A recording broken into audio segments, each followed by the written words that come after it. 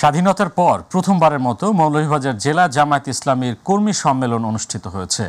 জেলা জামায়াতের উদ্যোগে মৌলভীবাজার সরকারি উচ্চ বিদ্যালয় মাঠে সকাল 11টায় এই সম্মেলন শুরু হয়। অনুষ্ঠানে প্রধান অতিথি হিসেবে যোগ দেন মৌলভীবাজার জেলার বাসিন্দা জামায়াতের আমির ডাক্তার শফিকুর রহমান।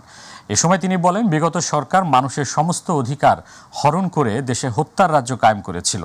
বিডিআর হত্যাকাণ্ড ও 15 বছরের গুম খুনের জবাব বিগত সরকারকে দিতে হবে উল্লেখ করে তিনি বলেন, আগামীর বাংলাদেশ তরুণ প্রজন্মের হাতে তুলে দেওয়া হবে।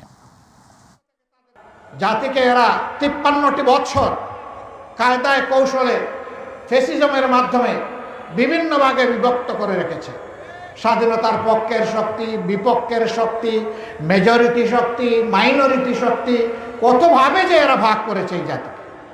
কারণ একটা জাতিকে যখন টুকরা টুকরা করা যায় তখন তাদেরকে গোলাম বানানো সহজ হয়।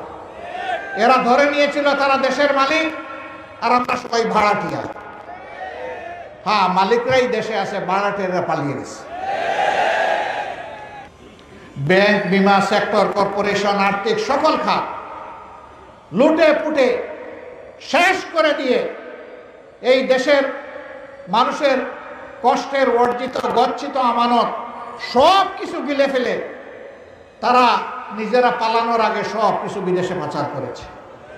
যে ছাত্র জনতার আন্দোলন, দীর্ঘ 15.5 বছরের রাজনৈতিক দলগুলোর সর্বাত্মক প্রচেষ্টা, দেশবাসীর আকাঙ্ক্ষা এবং সর্বশেষ অসংখ্য ভাই এবং বোনদের রক্ত, তাদের আত্মত্যাগ, কুরবানি, পঙ্গুত্ব বরণ, বিপুল সম্পদের ক্ষয়ক্ষতির মাধ্যমে আল্লাহ সুবহানাহু ওয়া তাআলা এই দেশকে স্বাধীন করেছেন। আমরা একটি নতুন স্বাধীন নতুন বাংলাদেশ পেয়েছি, আলহামদুলিল্লাহ।